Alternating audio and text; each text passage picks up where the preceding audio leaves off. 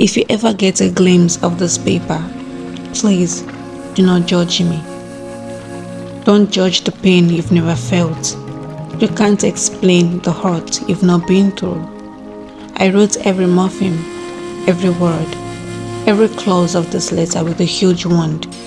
Not the one you treat with methylated spirit and bandage, but the one inflicted in the heart that even time itself cannot heal. It's the life-wrecking letter I've written to the man that I gave love, but squeezed pepper into my eyes in return. It's a letter of love turned war, a bitter letter from the heart of a wounded woman. Hello story lovers, welcome to Nana's Fairy Tales, where we share amazing and interesting stories.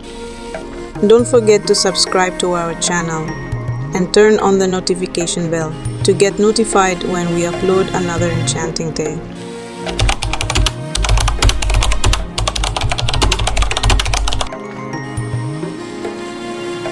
Dear Kelechi, I've locked your door and thrown the keys into the shadows of death.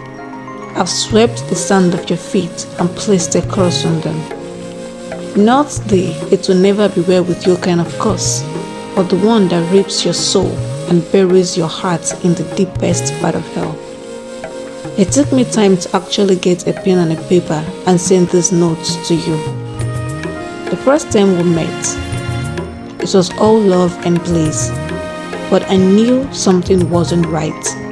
I knew you never loved me like you confessed. I knew you weren't being truthful.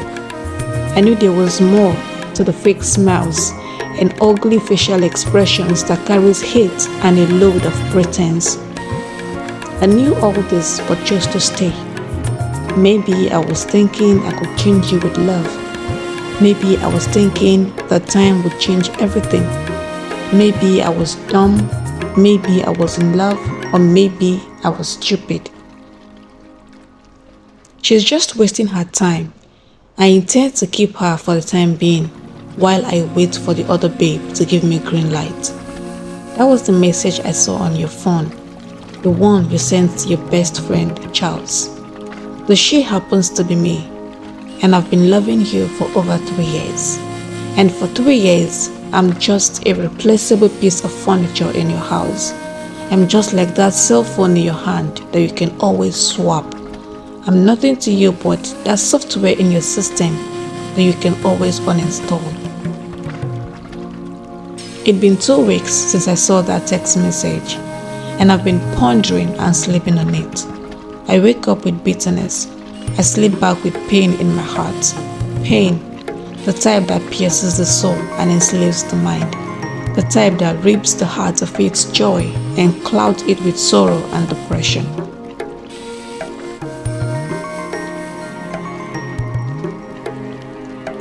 It was like yesterday when I lay on your bed, a naive and innocent girl, clueless of the wickedness of this world, and obsessed with the sensations your touch gives. I never ever thought of being touched by another. I held onto your breath that keeps sinking into my mouth each time you go beneath my thighs.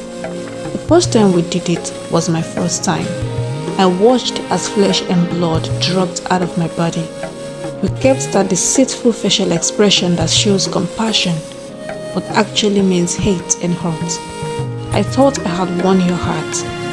I thought the promises you made to me in the dead of the night, when all we could hear was the whispers of the gentle breeze and the cricket sounds. I thought you were a man of your words. I was thinking that you spoke out of the abundance of your heart. I didn't know that you were a serpent. I love you and value you. I appreciate the fact that I'm the only man you've ever known, but I can't see a future that has the both of us in it. Was this not the response you gave when I confronted you concerning the text I saw on your phone? Were your heart, soul and body not strong enough to say these words to my face, that I'm a piece of item you can do away with? Were you not looking me straight in the eyes when you said those hurtful words? You weren't mincing words. You said it like a bold slave demanding his freedom.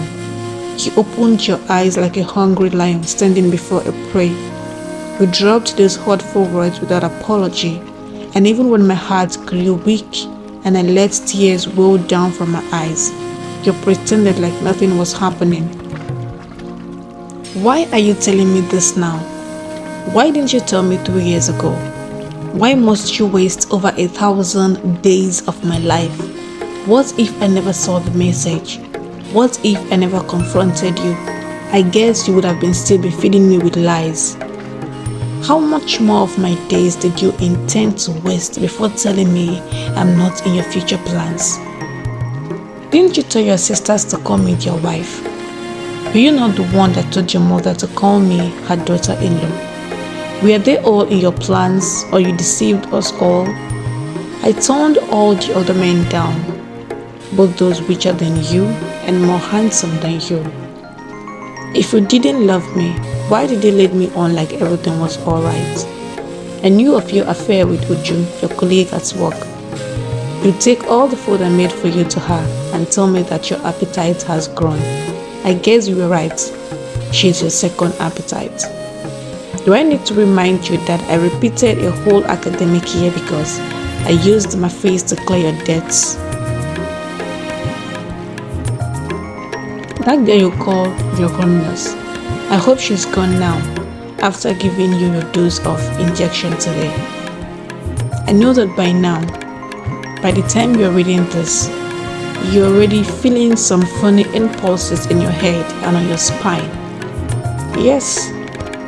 Yes, I swabbed all of your injections. For the past week, you've just been taking mere drugs that will make you suffer paralysis. I want to see that deceitful mouth of yours bend to a corner. One side of your body still and unmoving.